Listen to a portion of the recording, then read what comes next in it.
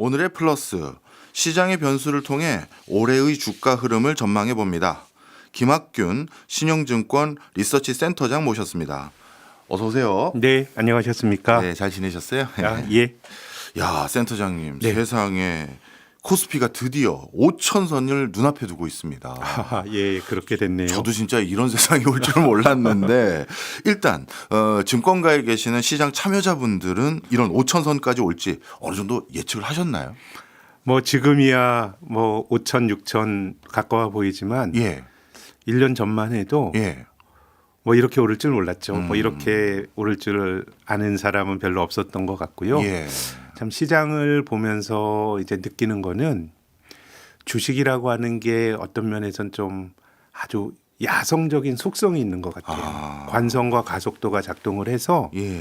주가가 떨어지는 장에서도 이게 많이 떨어진 것 같은데 네. 뭐 적정하게 멈추는 게 아니라 과하게 떨어지면서 저평가가 깊어지고 이 저평가 상태가 지속이 되더라도 이게 참 사람을 거의 뭐 아주 말릴 정도로 심적인 고통이 있는데 올라가는 건 한순간인 것 같아요. 예컨대 저는 버블도 마찬가지라고 봐요. 뭐 버블이니 아니니 논란이 되게 많은데 일반적으로 버블이 터지는 거는 네. 그 사람들이 걱정하는 것보다 그 버블이 상당히 오래 지속이 되는 경향이 있는데 예. 한번 방향이 바뀌면 그것도 한순간인데 저는 작년에 정말 그 저평가 노래를 불렀던 한국 시장이 정말 올라가니까 한순간이다 이걸 또 느꼈고 그리고 올 초에 종합주가지수가 4,600포인트까지 가곤 했지만 아마 내가 투자한 종목이 못 오르는 종목, 내 종목은 안 오르는 분들 많으실 거예요. 이 삼성전자나 SK 하이닉스 반도체주 주도로 네. 코스피가 뜀박질을 했던 게 작년 4분기부터거든요. 작년 4분기 이후로 코스피가 뭐 30%가 넘게 올랐는데 그 기간 동안에 뭐 코스피의 수익률을 따라잡고 이게 아니고 절대 주가가 떨어진 종목이 전체 상장 종목이 한 65%가 돼요. 아이고. 그러니까 지금은 삼성전자나 SK 하이닉스 들고 계신 분들은 비교적 괜찮고 예. 여기 뭐 자동차와 바이오 헬스케어 로봇 정도 괜찮고 나머지는 정말 내 거 왜 안 오르지 이렇게 생각하실 텐데 또 삼성전자 주가만 놓고 보더라도요. 작년 상반기까지만 해도 맞아요. 삼성전자 들고 있으면 천덕꾸러기였어요. 네. 그래서 참 느끼는 거는 주식시장은 내가 좀 잘 판단을 내리면 어려울 때도 잘 견디고 올라가는 건 또 이제 한순간이니까 그래서 시장을 떠나면은 좀 안 될 것 같다라는 생각이 드네요. 네. 지금 삼성전자 주가가 뭐 13만 원, 14만 원 같지만 이거 뭐 6만 원대 정확히 5만 원대 저점에 사서 13만 원까지 그 올라가는 그 돈 번 사람 별로 없을 것 같고요. 네. 우리가 2011년 한 6월 정도에 삼성전자가 9만 원 할 때 많은 사람들이 뭐 10만 전자 갈 거라고 했다가 이게 거의 한 반토막이 났죠. 네. 5만 원대까지 떨어졌는데 4년 안 돼서 바닥에 또 그 고점에 물린 사람도 한 50% 올랐거든요. 네. 그럼 연율로 따지면은 뭐 한 12, 3% 그렇네요. 배당까지 받으면은 한 15% 버는 거니까 그래서 참 우리가 주식시장의 타이밍을 맞추면 참 좋지만 그건 참 힘든 일인 것 같습니다. 네. 중요한 말씀 해주신 것 같습니다. 장이 좋을 때만 장을 쳐다보면 흐름이라든가 분위기 판단하기가 어려운데 장을 떠나지 말고 지켜보고 있으면 좋은 기회들은 꼭 오는 것 같긴 하네요. 제 생각에는 한 3, 4년 정도 예. 물론 이제 어떤 시장에 투자하는 인덱스 펀드라든가 이런 거는 뭐 바이오가 오르건 2차 전지가 오르건 또 반도체가 오르건 회복이 있고 개별 주식은 내가 판단을 잘못 내리면 실은 기다린다고 된다는 보장은 없지만 없죠. 예. 대체로 뭐 내가 판단을 잘 내렸을 때는 한 뭐 3년 정도 4년 정도 기다리면 네. 대체로 보답을 해줬던 것 같고 네. 그래서 저는 투자에 있어서 투자의 성패를 결정하는 가장 중요한 요인 중에 하나가 주가의 어느 정도는 뭐 타이밍이나 투자 시기를 저울질하는 것도 되게 뭐 저는 뭐 필요하다고 보지만 그걸 늘 잘하는 사람은 없는 것 같고 네. 한 내가 시세는 모른다고 생각하고 한 3, 4년 정도 견딜 수 있는 돈으로 해야 네. 이게 투자의 승률이 높아지는 것 같고 그렇기 때문에 투자가 절대적으로 저는 뭐 부자만 해야 되는 게 아니고 저는 네. 누구나 투자하는 게 좋다고 생각하지만 부자에게 유리한 게임인 것 같아요. 굉장히 버틸 수 예상치 있는 못한 거니까. 그럼요. 아. 그 굴곡이 있더라도 예. 네. 이해했습니다. 자, 그러면요. 다시 요즘 증시로 돌아와서요. 이 폭발적인 상승 이유가 뭘까요? 제 생각에는 작년에 우리 시장이 전 세계 증시 중에서 제일 많이 올랐거든요. 네. 근데 그 전에 한 3년 동안 정말 우리 시장 혼자 헤맸던 거 생각하면 예. 굉장히 가격 메릿이 다른 나라에 비해서 있었고요. 어. 또 두 번째는 소위 말한 코리아 디스카운트라고 하는 게 존재했던 거는 제 생각에 뭐 여러 가지 논란이 있지만 좀 지배구조와 관련된 저는 문제들이 있었다고 생각해요. 예. 기업이 돈을 잘 벌고 또 기업이 어떤 자산을 가지고 있지만 그 기업이 벌어들인 돈이 소액주주들에게 다 돌아오는 게 아니고 소위 말한 오너 또 다른 표현으로는 지배주주들의 이해관계에 맞게 사용이 되면서 그게 제 생각에는 코리아 디스카운트를 불러온 중요한 원인 중에 하나였는데 작년에 두 차례 상법 개정안이 있었고 저는 이런 중요한 변화들이 주식하는 사람들이 많아졌기 때문이라고 봅니다. 아. 2019년도에 한국의 주식 투자 인구가 한 600만 명. 네. 2024년 말에 작년 말에는 아직 데이터가 안 나온 것 같고 1,420만 명. 네. 그러니까 주식이라고 하는 자산의 이해관계가 노출이 된 국민들이 많아지다 보니까 예. 이게 정치의 영역에서도 굉장히 지배구조라든가 그 이해관계가 많이 노출이 된 주식이 굉장히 진지한 정책으로 다뤄졌고요. 그렇기 때문에 지배구조 개선도 우리 주가를 끌어올린 요인이고 뭐 마지막으로는 반도체죠. 예. 우리나라가 반도체 종목에 대한 의존도가 크고 지금 우리나라 코스피에 상장된 종목이 한 800개 되거든요. 예. 근데 삼성전자와 SK 하이닉스를 더하면 코스피의 한 37%를 설명합니다. 아. 그러니까 사실 극단적으로 말하면 삼성전자, SK 하이닉스 최근처럼 올라가고 위에 있는 거 한 50개 정도만 올라가면 나머지 한 700개 종목이 떨어져도 코스피는 올라가는 구조인데 그렇네요. 상대적으로 반도체 경기가 좋아졌던 것도 코스피가 아주 드라마틱하게 올랐던 중요한 이유라고 봅니다. 네. 어찌 보면 전 국민이 주식시장에 참여하는 참여 주체가 되다 보니까 이해관계자가 많아지니 주식시장도 투명하게 유지 관리할 수밖에 없는 압박을 정부 그리고 정치권에 주고 있다. 이런 거군요. 그럼요. 예. 네. 그러면요. 네. 외국 같은 사례로 봤을 때요. 외국에서는 중요한 선거가 있을 때 네. 그 대통령 후보라든가 총리 후보 이런 사람들이 네. 주식시장을 굉장히 부양하기 위한 인위적인 노력들도 열심히 하지 않습니까? 네, 그럼 네. 앞으로 우리나라도 그런 모습들이 좀 보여질까요? 제 생각엔 주식이란 게 아무리 정책이 노력을 하더라도 예. 주가를 인위적으로 만들 수는 없어요. 그냥 코리아 예컨대 이제 미국 시장이 떨어지고 글로벌 증시가 다 조정을 받으면 네. 주식이라고 하는 자산은 개방도가 높은 자산이니까 한국이 버틸 수가 없는데 네. 이 코리아 디스카운트라는 얘기는 한국 주식이 계속 오른다가 아니고 오를 때나 떨어질 때나 기업이 가진 자산 가치나 기업이 벌어들이는 수익 가치 대비 네. 저평가가 된다라는 의미거든요. 예. 그렇게 본다 그러면 큰 방향성까지 뭐 정책이 결정할 수는 없지만 적어도 뭐 우리나라 기업들이 가진 수익성과 자산 가치 대비 저평가되는 흐름들은 어느 정도는 좀 이제 바꿔질 수 있는 것 같고 네. 그리고 뭐 정책이라고 하는 게 뭐 지금 우리나라 기업들의 배당 성향이 굉장히 낮거든요. 네. 기업들이 벌어들인 이익 중에서 주주들에게 배당으로 돌려주는 금액인데요.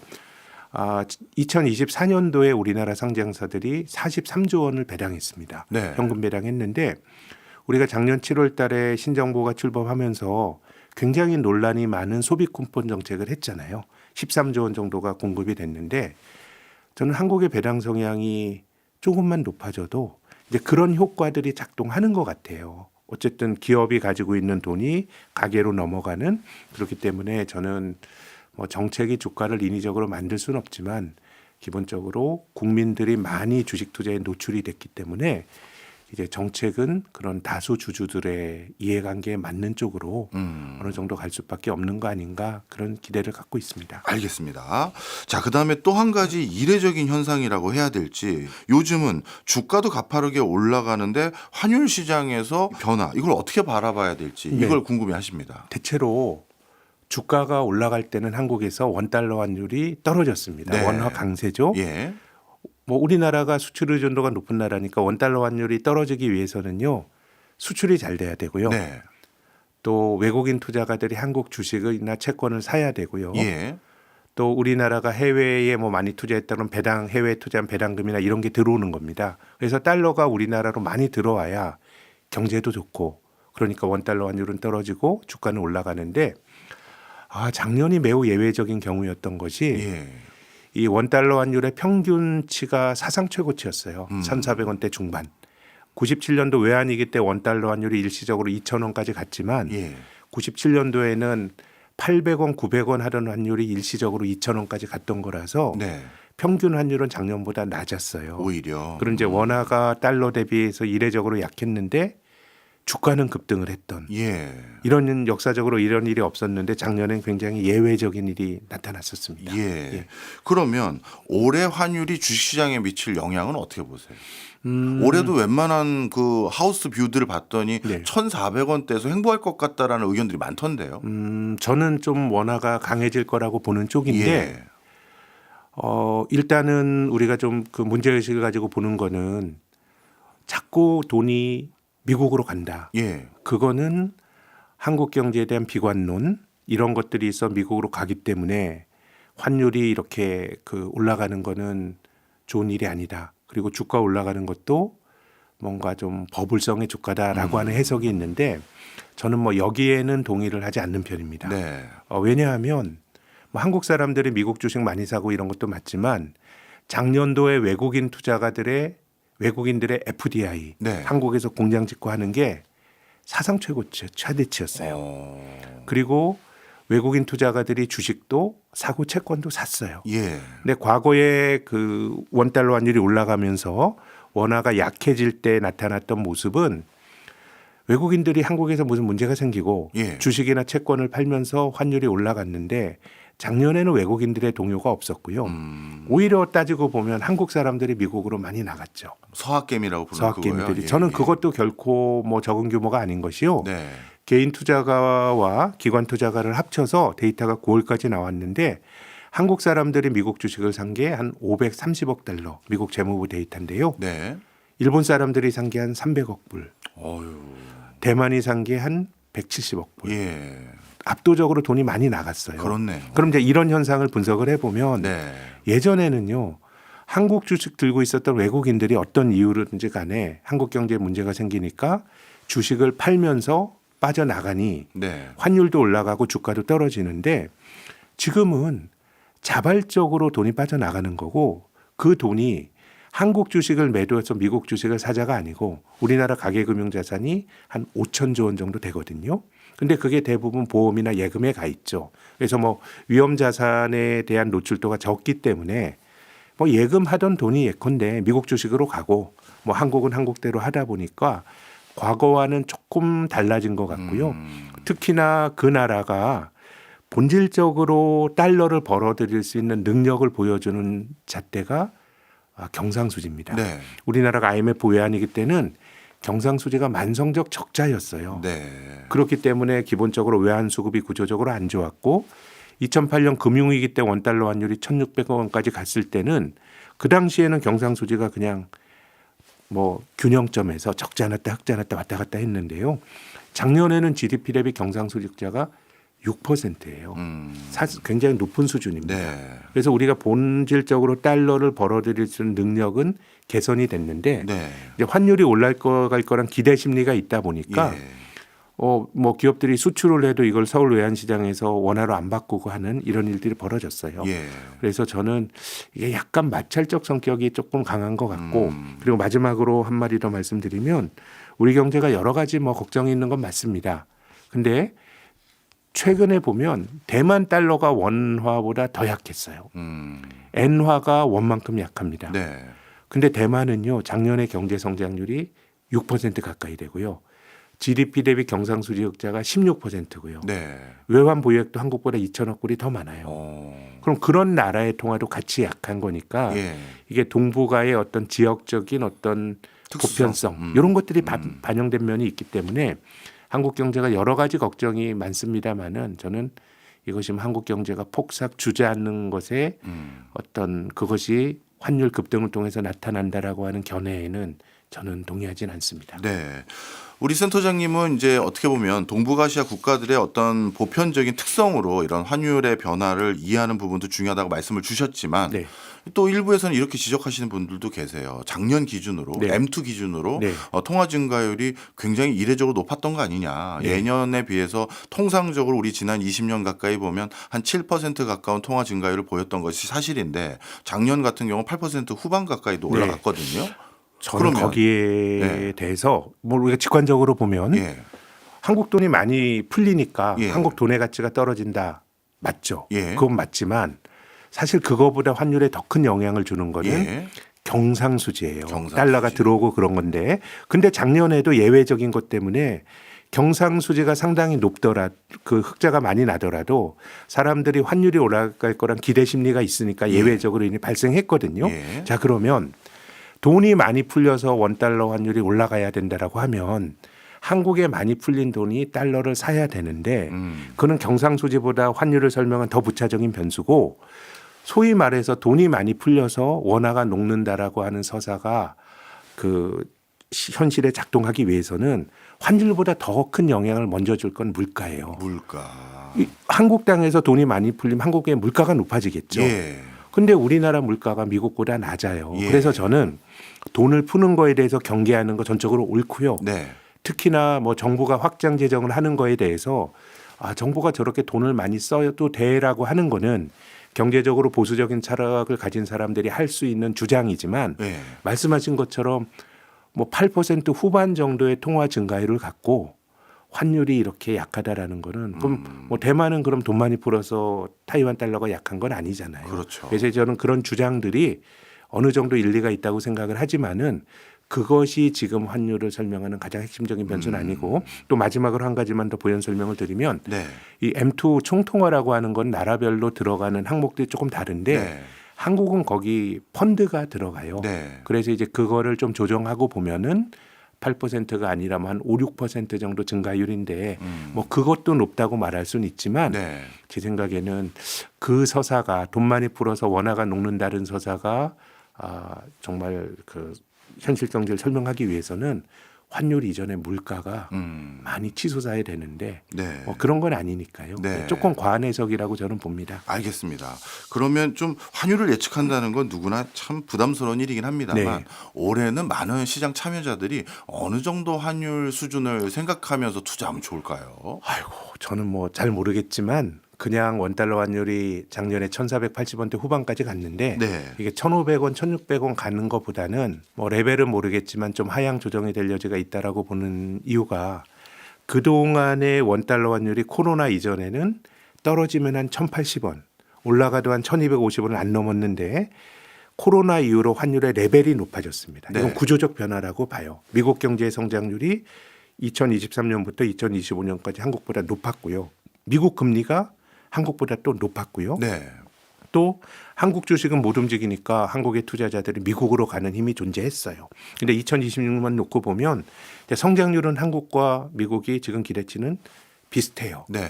또 미국이 기준금리가 한국보다 높지만 한국은행은 작년 5월부터 기준금리를 동결하고 있죠. 네. 미국은 하반기에 3번 낮췄고 올해 한은이 금리 낮추기 힘들 거라고 보는데 미국은 한두 번 더 낮출 수 있다고 봐요. 금리차 축소가 되죠. 그리고 서학개미들이 미국 주식을 사는 것도 뭐 한국 사람들이 뭐 미국 주식을 사야 될 운명을 가지고 태어났겠어요. 그냥 한국이 안 되니까 글로 갔는데 작년의 성과가 한국이 미국보다 좋았죠. 올 초의 성과도 좋죠. 한국 시장이 미국처럼 수익률이 그렇게 처지지 않으면 작년 재작년과 같은 그런 그 미국 주식 투자 붐도 저는 완화가 될 여지가 있다고 봅니다. 그렇게 되면 원달러 환율이 여기서 많이 올라가기보단 오히려 떨어질 좀 여력이 저는 좀 더 크다고 봅니다. 알겠습니다.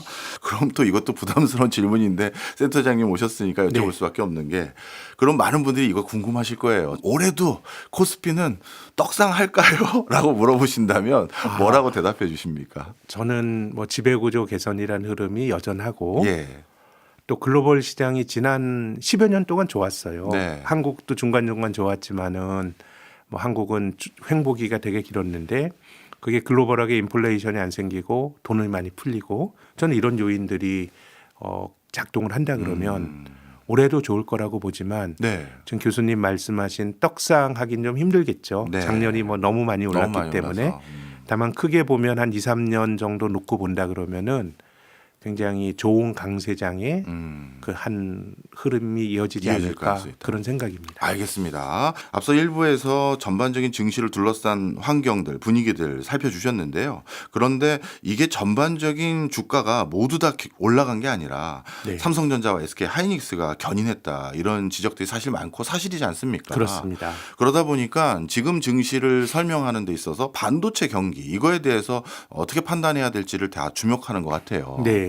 그런데 일각에서는 아니다. AI 때문에 이제 반도체 뭐 흔히 말해서 슈퍼 사이클이라 불리는 큰 흐름이 이제 시작됐다. 네. 얘기하는 데도 있고 반대로 AI도 버블론이 좀 있는 것 같다. 네. 이렇게 지적하는 분들도 있는데 센터장님 어떻게 보세요? 저는 AI 산업 자체가 네. 슈퍼 사이클이다라고 하는 거는 공감하는데 네. 근데 주가는 좀 다르게 봐야 됩니다. 우리가 닷컴 버블이 있을 때 그때도 주가가 많이 올랐을 때 주식이 더 오른다라고 주장을 했던 거는 이제 세상이 인터넷 중심으로 바뀔 거다. 우리가 이제는 손편지도 안 쓰고 이메일로 보내고 음악도 인터넷에서 듣고 쇼핑도 인터넷에서 하는 세상을 꿈꿨죠. 그리고 그 세상을 만들 주역은 예컨대 야후, 라이코스, 엠파스 이런 기업들이 변화를 만들 거라고 했는데 네. 일단 첫 번째 그 변화는 그렇게 됐죠. 예. 우리가 그 세상을 살죠. 근데 변화의 주역은 야후나 엠파스가 아니고 구글이었어요. 그러니까 세상이 그렇게 변한다고 하더라도 예.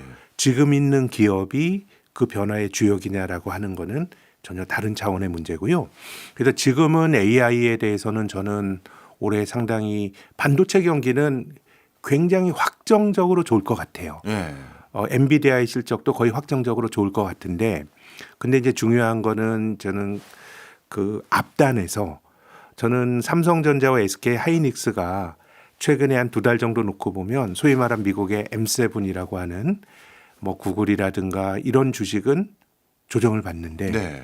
삼성전자나 SK 하이닉스는 올라가요. 그렇죠. 나름 합리적이라고 보는 것이 예컨대 구글 그리고 비상장이지만 오픈 AI 이런 회사들은 19세기 골드러시 때에 이 미국 서부에 금캐러 간 사람들이에요. 예. 금캐서 대박을 치려고 하는 사람들이고 삼성전자나 SK 하이닉스나 엔비디아는 금캐러 온 사람들에게 청바지나 곡괭이나 여관에서 술 파는 사람들이에요. 예. 그래서 금을 캐를 확률은 낮아요. 금 예. 캐러 왔다가 그냥 헛삽질한 사람 많고 오다가 인디안에 잡혀 죽은 사람 많고 성공하는 사람들은 소수지만 여기서 뭔가 청바지 판 사람들은 부자가 됐어요. 그래서 논리적인 어떤 구조로 보면 삼성전자나 SK 하이닉스나 엔비디아의 비즈니스 모델이 더 좋아요. 네. 근데 이제 중요한 거는 앞단에서 금을 캐는 사람들이 계속해서 와서 삽도 더 사고 그래야 이게 늘어나는 거잖아요. 네. 근데 지금은 앞단에 대한 좀 걱정이 있는 것 같아요. 네. 확정적으로 뭐 AI가 안 된다 이건 아니고요.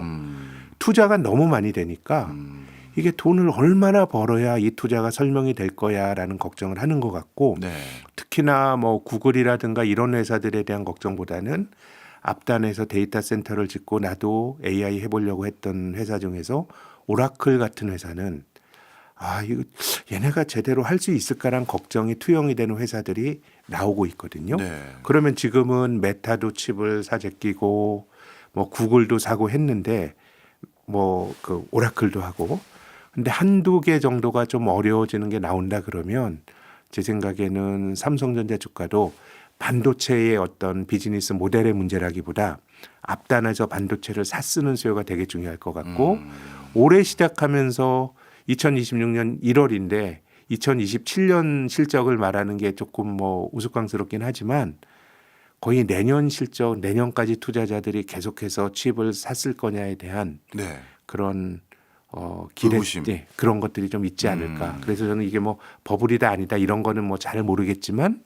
뭔가 AI 주식을 바라보는 기준들이 돈이 너무 많이 쓸려 들어가다 보니까 조금 엄격해지고 있는 거 아닌가? 그래서 저는 뭐 한국의 반도체 주식도 삼성전자나 SK 하이닉스의 실적의 문제라기보다는 앞단에 있는 구글이나 뭐 메타라든가 이런 회사들의 주식이 뭐 여러 가지 비즈니스 모델의 문제로 좀 조정을 받게 되면 좀 연동이 될 가능성이 있다고 봅니다. 네. 아, 이렇게 골드러시 시절로 비유해 주시니까 확 이해가 되네요. 알겠습니다. 자, 그런데 또 한 가지 지금 흐름이 주식시장의 업종 간의 양극화가 너무 심한 거 아니냐. 어떻게 네. 오르는 데만 오르고 나머지는 오히려 뭐 주가가 떨어지. 예, 떨어지는 예, 예. 상황까지. 아니, 코스피 올랐다는데 내 종목 떨어져서 이런 분들이 참 많거든요. 네. 이거는 앞으로 더 심화될까요? 뭐 이게 시장이라고 하는 게 되게 과한 것 같지만은 뭐 이런 흐름이 잘 바뀌진 않는 것 같아요. 근데 이제 우리가 처음에 말씀을 드릴 때 주가라고 하는 게 우리가 언제 변화가 나타날지 이런 걸 알 수는 없지만은 변화가 나타나면 또 한순간이에요. 그렇게 본다 그러면 저는 지금은 뭐 반도체도 굉장히 좋지만은 굉장히 괜찮은 주식들인데도 저평가되는 그런 어떤 저평가의 정도로 더 깊어지는 것 같거든요. 그러면은 저는 이 당장 좋은 거를 사는 선택을 할 수 있고 내가 시간을 이길 수 있는 돈이라 그러면 이게 언제 좋아질지 내가 계산할 수 있다고 생각하면 안 돼요. 그렇지만 저평가가 깊어진 종목을 사서 기다리는 것도 하나의 방법일 수가 있는데 저 같으면 좀 후자를 택하고 싶고요. 그리고 지금은 우리나라 기업들이 뭐 여러 가지 이유로 지배구조 개선 이런 것도 있지만 뭔가 이제 경영권이 2세, 3세로 넘어가고 하면서 우리나라가 상속세 부담이 되게 크잖아요. 네. 뭐 논란이 많지만 그래서 이 2세, 3세들이 특히 이제 재벌의 후계자들도 대부분 금융회사에서부터 이 주식담보대출 받은 재벌들 많아요. 네. 상속세 내려고요. 네. 그렇기 때문에 이제 배당이 과거에는 지배주주들이 배당을 많이 주는 것에 대한 인센티브가 없었거든요. 예. 우리나라 이제 대기업들이 지배주주들이 지분율이 50% 이런 게 아니에요. 우리가 그렇죠. 지배구조를 말하는 것도 지분은 한 15% 가지고 있으면 그 경영권에 대해서도 15%만큼만 목소리를 내면 되는데 작은 지분율로 기업을 좌지우지하니까 이게 공정하지 않다는 평가를 하는 거고요. 네. 근데 배당에 있어서는 어쨌든 뭐 상속세를 내야 되다 보니까 옛날엔 배당을 잘 안 줬어요. 왜냐하면 배당을 주게 되면 우리 지분율은 15% 20%인데 배당은 80%의 주주들과 나눠 가져야 되잖아요. 그러니까 배당을 주기보다 그냥 비상장에 네. 오너들의 지분율이 거의 100% 가까운 회사를 만들어 놓고 거래를 통해서 부를 이전시키는 그런 행태들이 많았는데 이제 이거 법으로 못하게 됐고요. 지금 이제 그런 점에서 많이 투명해졌고 또 2세, 3세로 넘어가면서 상속세를 내야 되기 때문에 배당을 안정적으로 하는 기업들이 꽤 많아졌어요. 그렇게 본다 그러면 앞서서 제가 말씀드리는 거는 전 소외된 주식 쪽에 저는 줄을 서고 싶다는 게 제 생각인데 과거보다 배당 성향이 높아지고 있고 꽤 배당을 주는 주식들이 많기 때문에 그냥 예전처럼 그냥 배당도 없이 쓸쓸하게 기다리는 게 아니고 배당을 받으면서 내가 한 2, 3년 정도 버틸 수 있는 돈이라고 생각하면 저는 반대쪽에서 오히려 그 반도체 반대쪽에서도 기회가 생기는 거 아닌가라는 게 제 생각입니다. 아, 그렇군요. 야, 이 상속세 문제가 또 이렇게 배당 성향과 이런 관련이 있는지 몰랐습니다. 역설적으로 지배주주와 다수 소액주주들의 이해관계를 일치시키게 만든 거죠. 그러니까요. 네. 자, 그다음 또 한 가지 요즘 증시의 흐름이 아니 코스피는 날아다니는데 코스닥은 또 왜 이 모양이냐 이런 네. 지적들이 또 많습니다. 네. 코스닥의 올해 전망 어떻게 봐야 될까요? 저는 잘 모르겠지만 예. 코스닥을 우리가 그 지능을 말하기에 앞서서 예. 우리 코스닥을 한번 그 돌아볼 필요가 있다고 생각해요. 코스닥에 상장된 종목이 1,700개쯤 됩니다. 네. 코스피에 상장된 건 800개 정도 되고요. 근데 지금은 일본이 시장 통합을 해서 지금은 이제 그런 자스닥이란 게 없어졌는데 자스닥이 있을 때 상장된 종목이 한 800여 개였어요. 근데 코스닥은 1,700개고 예. 영국에 있는 AIM이라고 하는 성장 시장이 예. 500개예요. 예. 그러면 저는 좀 종목이 너무 많은 거 아닌가? 아. 라는 생각을 하게 됩니다. 예. 그러니까 저는 뭔가 코스닥이 이해관계의 비대칭성이 존재한다고 보는 게 지금 우리 정부의 정책도 혁신 산업을 육성하자. 네. 그래서 뭐 국민성장펀드라든가 뭐 대형 증권사들이나 IMA 이런 거 모험 자본에 투자하라는 거거든요. 네. 그래서 저는 모험 자본 쪽으로 돈이 가야 되는 당위성과 또 그 돈이 코스닥 상장을 통해서 뭔가 회수를 하는 이런 것들이 저는 논리적으로 보면 잘 돌아가는 것도 맞다고 보지만 네. 지금까지 코스닥 시장은 너무나 많은 기업들이 상장을 하면서 상장하는 과정에서 벤처 기업이나 벤처 투자자나 전문적인 투자자들이 IPO하는 과정에서 개인 투자가들에게 주식을 팔고 그들은 소위 엑싯을 하는데 네. 그 주식을 받은 개인 투자가들은 코스닥 시장에서 자기 돈이 그야말로 아까 녹는 네. 이런 일들이 발생했거든요. 그래서 저는 코스닥 시장 육성 중요하지만 한번 우리가 지금까지 해왔던 것들을 잘 성찰해봐야 된다고 봐요. 특례 상장. 예. 이 기업이 기술력은 좋은데 당장은 숫자가 안 나와. 우리가 경직적으로 숫자만 보지 말고 기술력을 보고 상장시키자. 뭐 그런 선택 왜 못하겠어? 할 수 네. 있는데 예.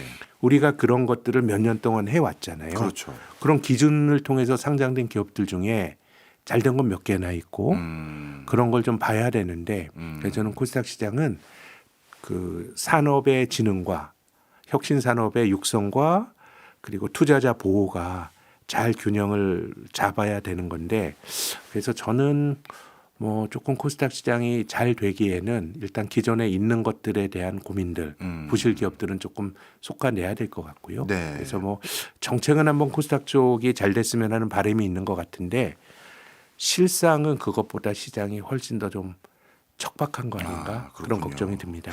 뭐 지금까지 정부 기조는 코스닥 시장의 상장은 좀 쉽게 하는 대신 네. 퇴출도 굉장히 빠르게 하겠다. 네. 뭐 이런 분위기인 것 같은데 이런 접근이 코스닥 시장의 체질 개선 하는데 도움이 될까요? 퇴출을 제 생각에는 뭐 퇴출은 어느 정도는 좀 고민을 해야 돼요. 일단 예. 뭐 상장 폐지가 되면 어쨌든 누군가는 그 주식을 들고 있는 물리적인 주식을 누군가 들고 있겠죠. 그렇겠죠. 그러니까 저항을 많이 받는데 예. 이 퍼블릭 시장, 공개 시장에 상장됐다는 거는 모르는 사람이 그 주식을 사더라도 살 수도 있는 거기 때문에 기본적으로 자격이 있는 기업들이 상장이 돼야 되기 때문에 저항이 있더라도 어느 정도는 상장 폐지를 시키는 게 맞다고 보고요.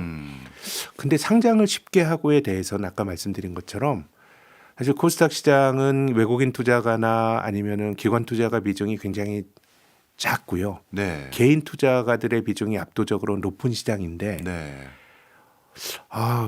저는 지금도 충분히 많은 거 아닌가? 1,700개면 네. 미국 나스닥이 한 4,000개 되거든요. 네. 근데 경제 규모 생각하면 그렇네요. 한국이 좀 너무 많은 것 같아요. 예. 그러니까 코스닥 시장에서 많은 기업들이 막 나가잖아요. 네. 거기 상장한 기업들이.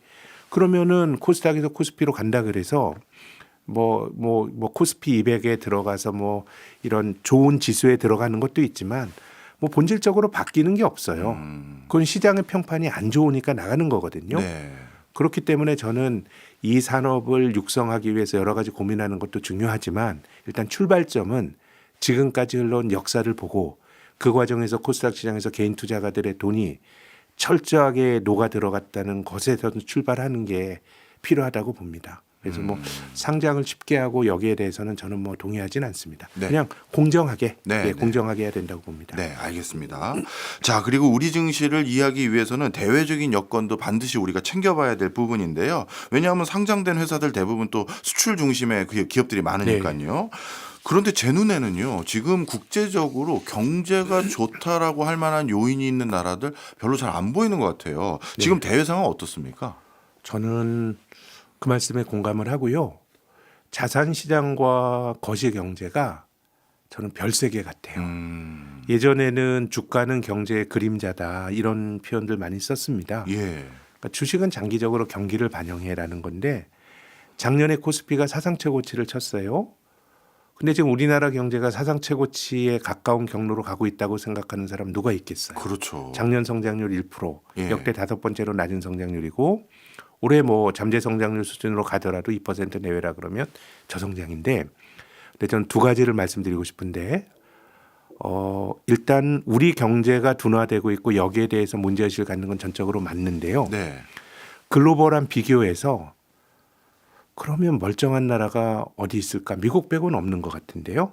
독일 2023년, 2024년 2년 연속 역성장.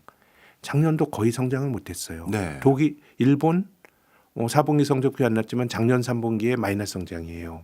그래서 저는 지금의 글로벌 경제는 다 다 어려워요. 대체로 미국만 빼면. 그래서 너무 한국의 일국적인 기준을 가지고 물론 남들이 어려우니까 우리가 어려운 게 괜찮다 이런 말씀은 아니지만 너무 자기 비하나 이건 맞진 않는 것 같아요. 이거는 그냥 우리가 직면한 어떤 전제 조건으로 우리가 살아가는 세상인데 남들 어려운 것만큼 한국도 어려운 건데 이제 두 번째 말씀은 제가 독일이 2023년, 2024년 GDP가 2년 연속 마이너스 성장했다고 말씀드렸는데요.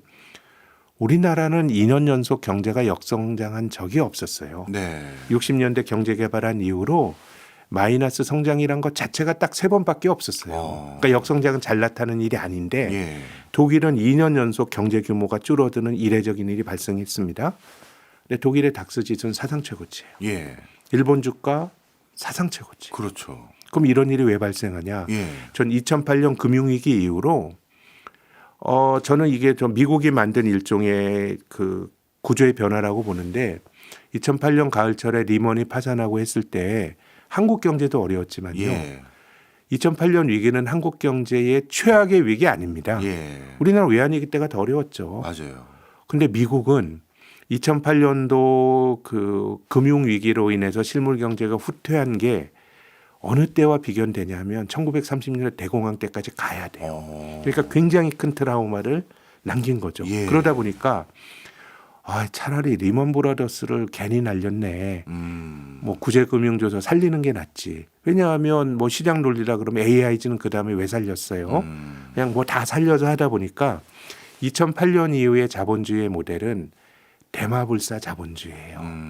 성장률은 둔화가 되는데 이게 경기가 나빠지는 게 너무너무 두려우니까 구조적으로 돈이 계속 풀리는. 네. 그래서 돈이 얼마나 많이 풀렸냐. 이 기준은요. 돈이라고 하는 화폐는 실물 경제가 돌아가는데 보조적 기능을 하거든요. 네. 거래의 매개 기능을 하잖아요. 그래서 미국의 본원통화 개념에 본원통화 똑같은 건 아니지만 예. 중앙은행이 풀어낸 돈의 규모 이건 화폐에서 풀린 돈이고요. 예. 실물 경제의 크기인 GDP를 비교하면요. 2008년 위기 이전에 풀린 돈의 GDP 대비 풀린 돈의 양은 한 6%였어요. 예. 근데 코로나 때 이게 35%까지 갔고요. 어이구.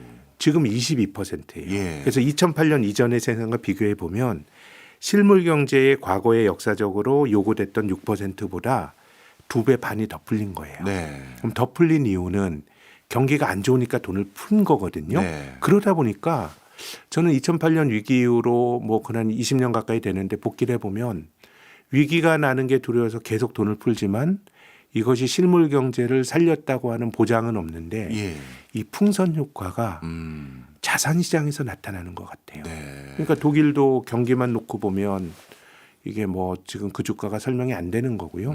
그래서 저는 투자자의 관점에서는 실물 경기도 중요한데 뭐 실물 경기가 엄청나게 뭐 큰 경기 후퇴가 나오고 그럼 주가가 조정을 받겠지만 네. 그거보다는 금리 또 금리를 못 내리거나 금리가 올라가는 건 인플레이션 이런 네. 건데 이런 것들이 더 중요한 것 같아요. 그리고 지금 이제 주가가 많이 떨어지는 이유가 한국도 작년에 코스피가 뭐 70% 넘게 급등하는 동안에 주가가 하락한 절대 주가가 하락한 게 한 1,000개 가까이 되거든요. 예. 이게 어느 정도는 반도체 쏠림 때문에 못 올라가는 것도 있지만 어느 정도는 타당함도 있어요. 왜냐하면 계속해서 과잉 유동성의 존재가 하다 보니까 구조 조정이 안 돼요. 돈이 많은데 누가 망하겠어요. 그렇네요. 그리고 우리 경제에 대한 걱정이 많지만요. 예. 한번 교수님께서 지난 10년을 한번 돌아보시면 뭐 심각한 위기 기억나는 거 있으십니까? 없죠, 사실. 제가 직장 잡자마자 다음 해에 IMF 외환위기 있었고요. 2년 지났더니 이대의 재벌이었던 대우그룹 파산했고요. 예. 한 3년 지났더니 카드 버블 붕괴로 경제가 휘청거렸고요. 또 한 4년 지났더니 한국 문제는 아니지만 글로벌 금융위기로 경제가 휘청거렸어요. 네. 만성적으로 돈이 많이 풀리다 보니까 이게 구조조정도 안 되는 거예요. 돈이 많이 풀리면 좀비 기업이 그냥 사는 거고 네. 아주 역설적으로 좀비 기업들이 많기 때문에 인플레도 안 생겨요. 돈이 많이 풀리고 그 돈이 증식이 되면 예. 물가가 올라가는데 그 부실한 플레이어의 돈을 받고 그게 증식이 안 되고 계속 묶이다 보니까 네. 아주 역설적으로 돈을 많이 풀려도 인플레는 안 생기고 또 좀비 기업들은 그래도 뭐 우리나라 기업 상장사 중에서 영업이익으로 이자도 커버 못하는 종목이 한 1,000개 정도 돼요. 예. 그럼 그런 종목이 올라가긴 어렵죠. 음. 그러니까 뭔가 멀쩡한 기업들은 약간의 풍선 효과가 계속 자산시장에서 나타나는 거 아닌가. 네. 그렇기 때문에 너무 투자자의 관점에서 보면 경기를 보고 생각을 하면 야, 이게 뭐가 좋아서 올라가지? 네. 이런 그 감정을 가질 수 있는데 지금 자산 가격을 설명하는 논리는 이게 뭐 옳다 그르다 가치 판단에 말씀드리는 건 아니고 조금 다른 힘이 작동하는 것 같습니다. 네. 현실 경제와 투자 시장의 괴리 어느 부분에서 우리가 이해하면 되는지 설명도 들었고요. 또 그 과정에서 이렇게 많은 돈이 풀렸는데 물가가 일부 잡혀가고 그러니까 생각보다 높지 않은 이유가 이런 또 한계 기업들이 그 중에 이런 일부 역할이 있었다. 이런 것도 좀 이해가 됐습니다. 자, 그런데 여기서 또 한 가지 그럼 여쭤볼게요. 이게 뭐 사실 증시 전반에 대한 내용은 아니지만 거시경제 펀더멘탈의 중요한 대목이라서 그렇기 때문에 한계 기업, 좀비 기업을 좀 구조조정해야 되지 않겠느냐 이런 의견에 저도 부분적으로 공감을 하는데 네. 문제는 한계 기업인지 아닌지를 가름하는 게 그냥 이자 보상 비율로 네. 몇 년 동안 이게 뭐 진짜 영업 활동으로 이자도 못 내는 기업이 된 걸로 확인이 되면 그럼 퇴출하자 이렇게만 얘기하기가 좀 어려워 보이는 게 네. 대표적인 옛날에 한계 기업이 SK 하이닉스였잖아요. 그럼요. 그러니까 네. 이게 어느 순간 갑자기 금싸라기 알수 없죠. 같은 회사가 될지 모르니까 알 수가 이거 없죠. 어떻게 해야 될까요? 저는 그게 이건 뭐 제가 뭐 그 우리가 사는 게 정글이 아니기 때문에 예. 모든 걸 시장 논리에 그 맡기자 이런 주장은 아닌데요. 예. 어느 정도는 전 살아가면서 위기라고 하는 거는 좀 뭔가 자본주의 자체의 자정적인 기능을 하는 것 같아요. 지금 우리나라 뭐 석유화학이나 구조조정 얘기하잖아요. 네. 저는 선제적 구조조정은 말장난이라고 생각해요. 어떻게 내가 망하겠다고 손을 들어. 그거는 내 구조조정 되는 거는 회생의 기회 없이 나는 끝나는 거예요. 네. 근데 상대방은 내가 파산함으로써 상대방은 좋아지는 거예요. 그렇죠. 그렇기 때문에 구조조정은 뭐 선제적으로 뭐 공무원들의 계획으로 되는 거 아니고요. 네. 어떻게 보면 역설적으로 어떤 위기가 닥쳐야 음. 그 위기의 쓰나미에 부실한 기업들이 쓸려가는 거죠. 뭐 그게 저는 당위적으로 좋다 이런 건 아닙니다. 네. 그것이 어떻게 보면 경제가 돌아가는 기본적인 메커니즘인데 예. 중앙은행이 너무 돈을 많이 풀고 이러면서 그게 한국뿐만 아니라 글로벌 자본주의가 그 기능이 2008년 이후로 좀 마비됐다고 보는 쪽이에요. 약간 좀비 자본주의처럼 되고 네. 그것과 비슷한 게 일본입니다. 네. 일본이 경기가 안 좋으니까 중앙은행이 돈을 많이 풀고 뭐 국민들에게 상품권 나눠주고 일본이 20년 전에 했어요. 예, 그렇죠. 또 장기 국채를 하는 중앙은행이 사는 양적 하나 일본이 했고요. 일본의 그 중앙은행인 뱅크 오브 재팬은 얌전하게 국채만 사는 게 주식까지 사요. 중앙은행이 돈 풀어서 모든 걸 다 했어요. 야, 근데 그러다 보니까 일본 경제가 탈은 안 났죠. 뭐 큰 위기가 없이 유지가 됐지만은 그렇다고 경제가 활력이 있는 건 아니거든요. 그래서 저는 2008년 이후의 자본주의는 좀 일본화된다. 그것은 관치 자본주의고 그런 것들이 우리 시대 자본주의의 노멀이 됐다고 저는 봅니다. 네. 이런 과정에서 또 우리 이런 시장의 흐름을 지금 바라보고 있는 우리 개인들의 흐름도 되게 특이한 게요. 작년 기준으로 OECD 국가 중에서 뭐 주식 시장이 제일 많이 오른 나라가 한국이다. 뭐 이런 뭐 성과들이 이미 보여졌음에도 불구하고 정작 올 초 됐더니 많은 투자자들이 새벽 벽두부터 미국 네. 증시를 또 대거 매수했다라는 네. 소식이 들렸습니다. 이거는 어떻게 해석해야 될까요? 저는 뭐 아주 구조적으로 보면 예. 한국의 개인 투자가들이 포트폴리오를 다변하는 건 되게 좋다고 생각해요. 예. 우리나라가 해외 투자가 활성이 2, 3년이니까 뭐 미국으로 가고 이런 건 굉장히 좋다고 생각하는데 근데 지금까지 이렇게 속도가 높았던 거는 사실 작년까지 회자됐던 국장 탈출은 지능순. 한국이 안 좋으니까 미국으로 간 건데요. 근데 유동성이 조금 후행하는 경향이 있어요. 네. 지금 미국 주식이 좋다라고 하는 집단적인 기대 심리가 있는 거거든요. 미국 시장이 설사 조정을 받더라도 이게 좋다라고 하는 쏠림이 있기 때문에 그때 되면 더 싸 보여서 저가 매수를 해요. 그래서 2020년부터 해외 투자가 활성화됐는데 2023년에 미국 주식이 순매도였어요. 네. 근데 그건 2022년에 미국 주식이 조정을 받았기 때문에 그래요. 그래서 한국이 작년에 좋았고 미국보다 성과가 좋았지만 당장 유동성의 흐름이 바뀔 것 같지는 않는데 네. 이런 성과가 지속이 된다 그러면 제 생각에는 미국으로 가는 어떤 자금의 물꼬가 좀 바뀔 수도 있다고 봐요. 근데 조금 이제 확실히 주가에 대해서 후행성을 갖고 돈이 움직이는 것 같긴 합니다. 네. 그리고 또 한 가지 중요한 특징이 요즘 실물 경제는 주춤한데 주식 시장은 화랑이고 그러다 보니까 실제 실적이 뒷받침되지 않으면서 주가가 올라가는 거 아니냐라는 우려감 속에서 쳐다보는 종목들이 많습니다. 네. 그리고 또 한 가지는 이제는 개인 투자자들이 너무 많은 정보에 노출되다 보니까 네. 그런 정보들이 증폭되면서 한 종목의 쏠림 현상도 같이 일어나요. 네. 그러니까 실적이 안 좋은 종목들은 우려가 높아지면서 실적과 기대감이 좋은데 돈이 더 쏠리고 네. 또 정보가 또 넘쳐나다 보니 뭐뭐가 좋대라는 게 증폭되다 보니까 더 거기에 더 쏠려가는 것 같거든요. 네.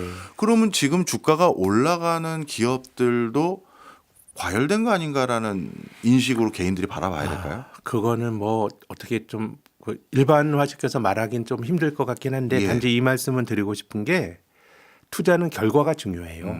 뭐 이 우량주를 사서 손해 보는 것보다 이름 모를 소위 잡주를 사도 버는 결과가 중요한 게임인데 그럼에도 불구하고 저는 투자자의 태도가 중요한 건 뭐냐면 네.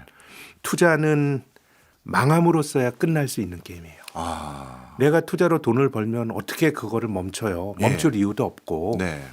근데 특정한 걸로 내가 돈을 벌게 되면 일종의 루틴이 생기고 또 자기 확신이 생기고 그래서 말씀하신 것처럼 저도 뭐 꼭 뭐 실적 있는 회사가 올라가고 뭐 시장이 그런 건 아니라고 보지만 너무 시세만 쫓아다니다 보면 자기가 익숙한 대로 반복적으로 하다가 중간에 곱하기 0이 나와요. 투자는 절대적으로 안 망하는 게 중요한 게임이거든요. 네. 그래서 우리가 뭐 제가 공자님 말씀처럼 드립니다마는 이익이 뒷받침 안 되고 그 사람들의 어떤 쏠림으로 올라가는 주식들은 언젠가는 또 되돌림이 있는 거거든요. 그게 곱하기 0이에요. 네. 그래서 저는 투자는 한 번 벌고 장이 빠지기 전에 내가 잘 빠져나와가지고 기다리다가 저점에 이거 아니에요. 네. 반복적으로 하는 게임이기 때문에 그 좋은 루틴을 갖는 것도 굉장히 중요하기 때문에 뭐 한두 번이 아니라 정말 이 주가를 기업의 펀더멘탈이 설명할 수 있는지에 대해서는 늘 질문을 전 던져야 된다고 봅니다. 알겠습니다. 아, 요즘 실물 경제는 여기저기서 어렵다고 하는데 주가는 사상 최고치를 경신하고 있고 그리고 미국도 고용 지표는 안 좋은데 주가는 또 계속 올라가는 종목들도 많고 해서 어떻게 바라봐야 될지 너무 고민이 많았는데 저에게도 또 많은 청취자들에게도 큰 해안이 됐으면 하는 바람입니다. 지금까지 김학균 신영증권 리서치 센터장이었습니다. 고맙습니다. 네, 감사합니다.